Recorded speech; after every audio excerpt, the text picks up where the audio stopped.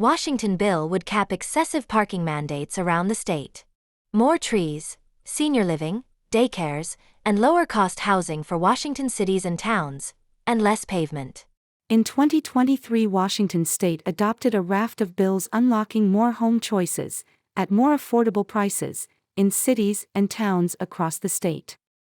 It was hailed as the year of housing. The 2025 legislative session could be the year of parking reform, with the promise of taming rents and housing costs, curbing sprawling development, and prioritizing things communities want, like trees, affordable housing, senior living facilities, and daycares, rather than unneeded pavement. Last week, Washington State Housing Affordability Champion Senator Jessica Bateman introduced the Parking Reform and Modernization Act, SB 5184. The bill would cap how many parking spots local governments can require for new homes and commercial buildings, and give full parking flexibility to a set of building types that need it the most. The bill also has a companion in the House of Representatives, HB 1299, sponsored by Representative Strom Peterson. Commonly adopted in the 1950s and 60s, parking mandates prescribe a predetermined number of parking spaces for every new building, assigning unique quotas for hundreds of different uses, from churches to bowling alleys, butterfly breeding facilities to daycares. These regulations increase construction costs, outlaw traditional main streets and historic neighborhoods, block building conversions from one use to another, and make entire properties impossible to build on simply because they lack space for a sprawling parking lot.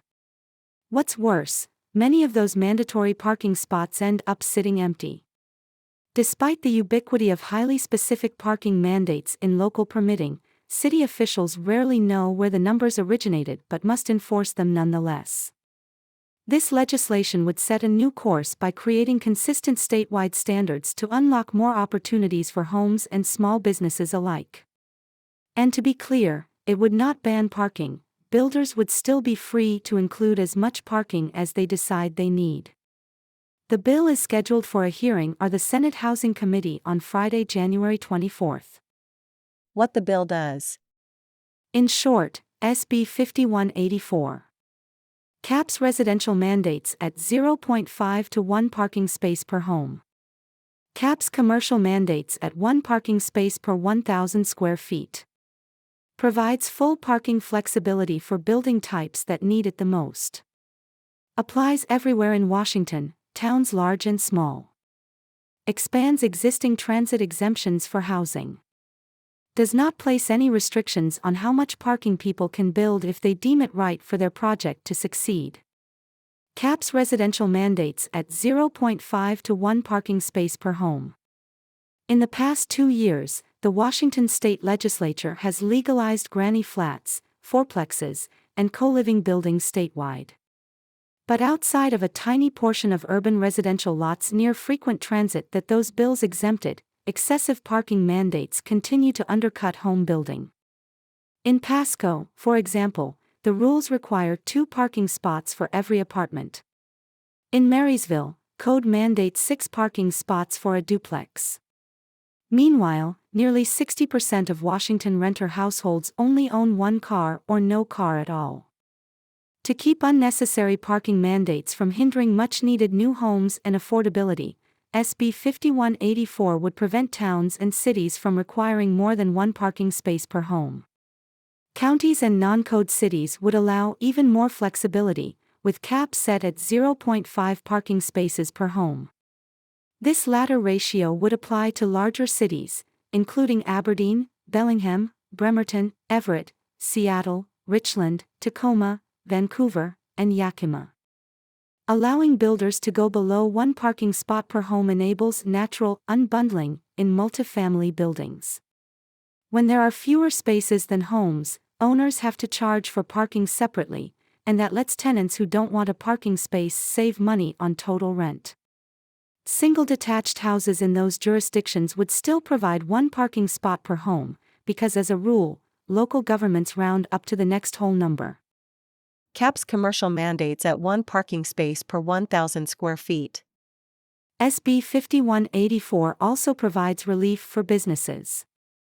Assuming a typical parking space size of 330 square feet, the legislation's cap of one space per 1,000 square feet would ensure that governments can't require parking that amounts to more than a third of the floor space of any commercial property. Today in Washington, the typical requirement for an office or retail store is just over 3 parking spaces per 1,000 square feet, requiring a parking lot roughly the same size as the footprint of the building it serves. The bill's cap could yield big benefits, not only for small businesses, but also for repurposing underused parking lots. The Capitol Mall in Olympia, for example, has plenty of vacant space on its periphery where new commercial buildings or homes could be added. But making better use of this land is impossible because of Olympia's parking mandates. The mall property is already 214 spaces short of meeting the shopping center requirement of 4.5 parking spaces per 1,000 square feet. Provides full parking flexibility for building types that need it the most. In addition to setting universal caps on parking mandates, SB 5184 completely exempts from mandates the following select set of specific uses, giving builders full flexibility to pick the number of parking spots they deem appropriate. Buildings undergoing a change of use, as from an office to a coffee shop. Small residences under 1,200 square feet. Small businesses under 5,000 square feet. Affordable housing. Senior housing. Housing for people with disabilities. Facilities that serve alcohol. Childcare facilities. Commercial spaces in mixed-use buildings. These are uses for which parking mandates are particularly troublesome, like for small residential and commercial spaces where every square foot matters. Others are uses people in Washington greatly need, like affordable housing and daycares. Relaxing parking mandates on use conversions of existing buildings has proven to be an essential policy for revitalizing vacant storefronts or converting old commercial buildings to housing. Not only do these reforms remove barriers to small, locally owned businesses and encourage mom-and-pop businesses competing with big box stores and national chains, they re-legalize Main Street-style neighborhoods. For example, a historic former laundry in Bellingham, Washington, was able to transform into a cider company, restaurant, art gallery, and performing arts theater because it was exempt from modern parking mandates. Mixed-use buildings, typically with ground-floor commercial and residences on upper floors, were big beneficiaries of parking reform in Buffalo, New York. Ending requirements to provide parking for both the tenants and commercial customers, regardless of whether those spaces could be time-shared, removed a major financial barrier for builders. Applies everywhere in Washington, towns large and small. The cap and exclusion sections of SB 5184 differ in key ways from parking legislation previously passed or proposed in Washington. The bill's reforms apply statewide to GMA cities, regardless of size or nearby frequent bus service. That's because excessive parking can thwart new housing and businesses in communities of all sizes. For example, last year, we reported on an example in the small town of Washougal, Washington, where an affordable housing development was cut in half after the city council increased parking mandates in the downtown area where it was proposed. Down the road near Ridgefield, Washington, daycare operator Dana Christensen had to abandon a property she purchased because she was a few parking spaces short of what the county required, despite a significant shortage of daycares in the area. "We were having a hard time getting the building situated with the amount of playground that we require," Christensen told Sightline. But parking is what killed it. The simplicity of letting entrepreneurs and property owners decide how much parking they want for themselves is why small cities and towns are leading the way in fully repealing their parking mandates. "It's just not a good use of our time," said Emma Bolin, Director of Planning and Community Development for Port Townsend, Washington.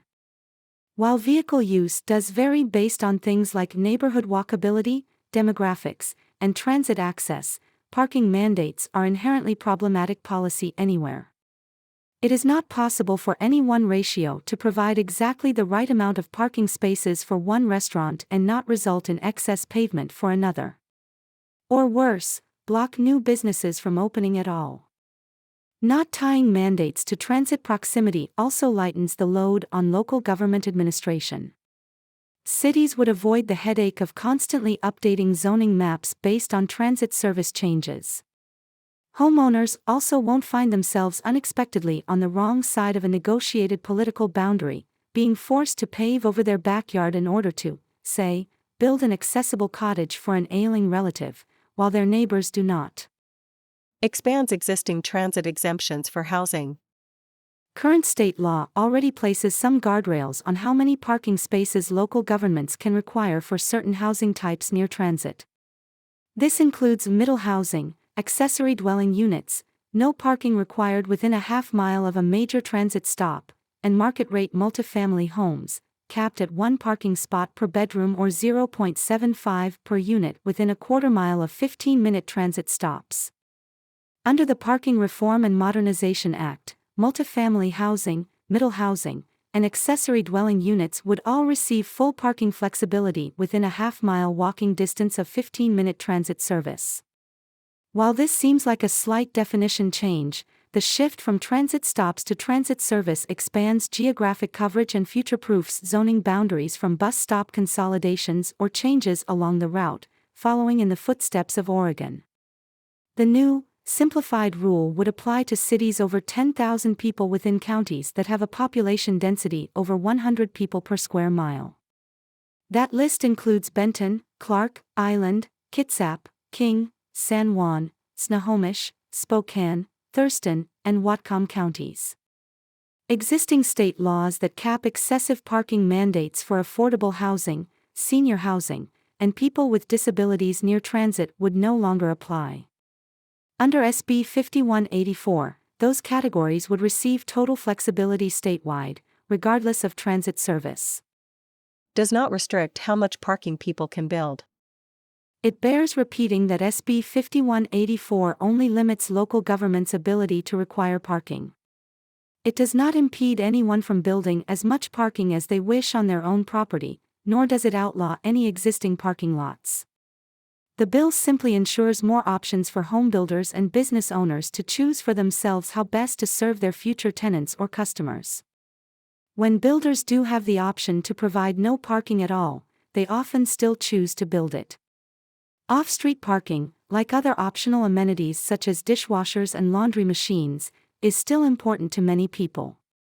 2 separate studies of what happened after parking mandates were eliminated in Seattle and Buffalo found that 70 to 83% of buildings, respectively, still built parking on site. They just right-sized it to what they anticipated their target market of customers would want to have.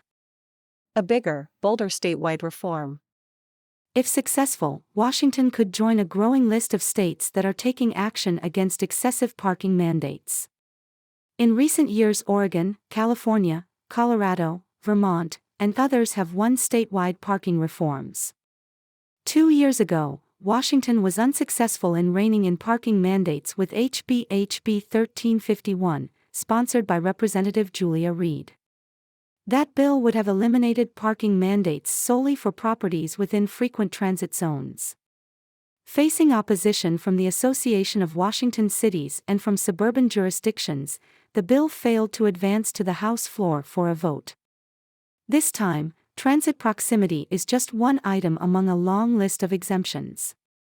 The shift represents a growing awareness of arbitrary, excessive parking mandates as an issue for all communities, regardless of how much people drive. Unlocking housing abundance. Parking flexibility is a powerful lever for enabling the creation of more homes, in all shapes and sizes, for Washingtonians. A recent study from Colorado calculated that compared with status quo mandates, if builders could provide 0.5 parking spaces per home near transit and 1 parking space everywhere else, 41% more homes would become financially feasible to build. That one regulatory change was more powerful than legalizing accessory dwelling units and larger apartment buildings combined, if those new homes still were subject to excessive parking mandates. Where parking is flexible, more homes sprout up as a result. Bellingham piloted a no-mandate zone in its industrial Old Town district and saw a new residential building plan for twice the number of homes as it would have been allowed under the old rules. Now Bellingham leaders have voted to extend that same flexibility to all properties citywide. Other Washington cities have also taken action to relegate parking mandates to their historical dustbin. In 2024, Port Townsend and Spokane fully repealed parking mandates, and Shoreline is on the way. While Spokane hasn't been collecting data since it removed parking mandates, the benefits are already showing anecdotally. Most proposals are building at levels slightly below what would have been required, but they are finding that parking is still necessary for obtaining financing and being competitive in the real estate market. Explained Spencer Gardner, Spokane's planning director. The biggest impact seems to be for small lot infill or other difficult situations where the added flexibility can be a difference maker in a project going forward. With SB 5184, Washington lawmakers have the opportunity to apply these lessons at the state level, so that every community can get more of the homes and businesses that they truly need and want, and less of the asphalt that they don't.